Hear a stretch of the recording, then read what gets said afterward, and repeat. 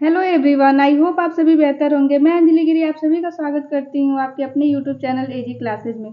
आज के इस वीडियो में हम लोग जानेंगे महिला आरक्षण बिल के बारे में। नारी शक्ति वंदन विधेयक क्या है, इसका इतिहास क्या है और कब तक इसको लागू किया जाएगा, इन सभी के बारे में हम लोग जानेंगे। तो चलिए आगे बढ़ते हैं और देखते हैं क्या है महिला आरक्षण विधेयक। यह बिल लोकसभा और राज्य की विधानसभाओं में महिलाओं को 1/3 आरक्षण प्रदान करने से संबंधित है।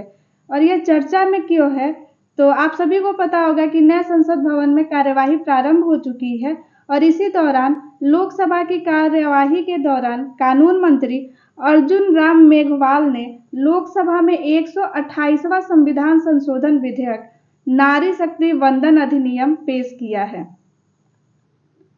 तो इस नारी शक्ति वंदन अधिनियम में क्या क्या प्रस्ताव दिया गया है, इसके बारे में जानते हैं हम लोग। और महिला आरक्षण विधेयक का ही नाम नारी शक्ति वंदन अधिनियम है।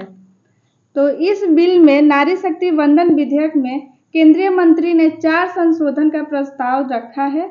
वो क्या है, तो पहला आर्टिकल 239 में एक नया आर्टिकल 239 ए जोड़ा जाएगा, जिसके तहत दिल्ली की असेंबली में महिलाओं के लिए 33% का आरक्षण दिया जाएगा। दूसरा प्रस्ताव जो है वो है आर्टिकल 330 में एक नया आर्टिकल 330 ए जोड़ा जाएगा, जिसके तहत महिलाओं के लिए लोकसभा में 33% आरक्षण दिया जाएगा। और तीसरा प्रस्ताव है आर्टिकल 332 में एक नया आर्टिकल 332 ए जोड़ा जाएगा, जिसके तहत महिलाओं के लिए राज्य विधानसभाओं में 33% सीटों के लिए आरक्षण दिया जाएगा। और चौथा प्रस्ताव है कि आर्टिकल 334 में एक नया आर्टिकल 334 ए जोड़ा जाएगा, जिसके तहत ये आरक्षण महिलाओं को सिर्फ 15 वर्षों के लिए दिया जाएगा और उसके बाद इसे आगे बढ़ाया जाएगा या नहीं, ये संसद के द्वारा तय किया जाएगा।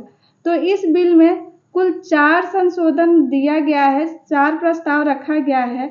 वो है दिल्ली की असेंबली में महिलाओं के लिए 33% आरक्षण और लोकसभा तथा राज्य की विधानसभाओं में 33% का आरक्षण।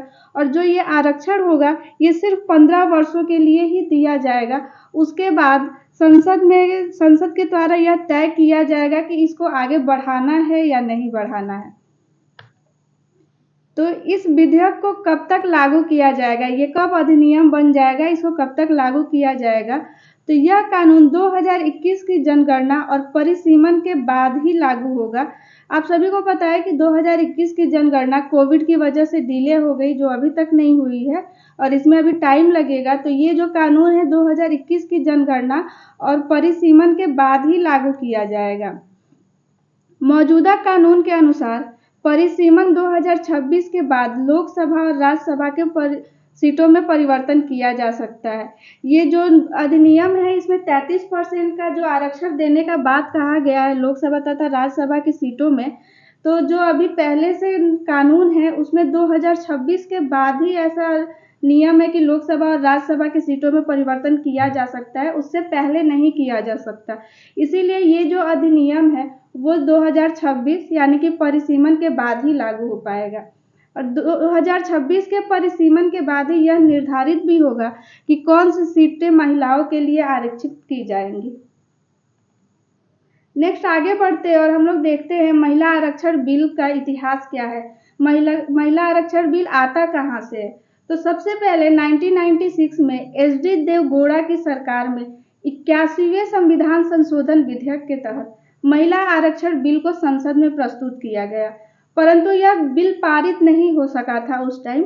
उसके बाद 1998 में अटल बिहारी वाजपेयी की सरकार में फिर से इस बिल को लोकसभा में लाया गया, परंतु उस समय भी यह पास नहीं हो सका। इसके बाद भी कई प्रयास किए गए और उसके बाद 2008 में इस बिल को 108वें संविधान संशोधन विधेयक के रूप में राज्यसभा में पेश किया गया तथा इस बिल को कानून और न्याय संबंधी अस्थायी समिति को भेजा गया था।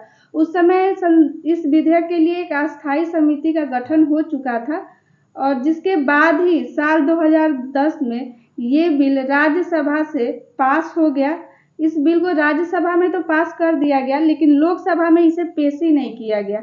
उसके बाद अब फिर ये चर्चा में है और इसके लिए बात किया जा रहा है महिला आरक्षण बिल। इसी का नया नाम हो गया है, महिला आरक्षण बिल का नया नाम नारी शक्ति वंदन विधेयक हो गया है। आई होप आप लोगों को मेरा वीडियो पसंद आया होगा। फिर मिलते हैं नेक्स्ट वीडियो में नेक्स्ट टॉपिक के साथ। अगर आप लोगों को मेरा वीडियो पसंद आया हो तो प्लीज़ मेरे चैनल को लाइक, शेयर और सब्सक्राइब जरूर करें। Thank you.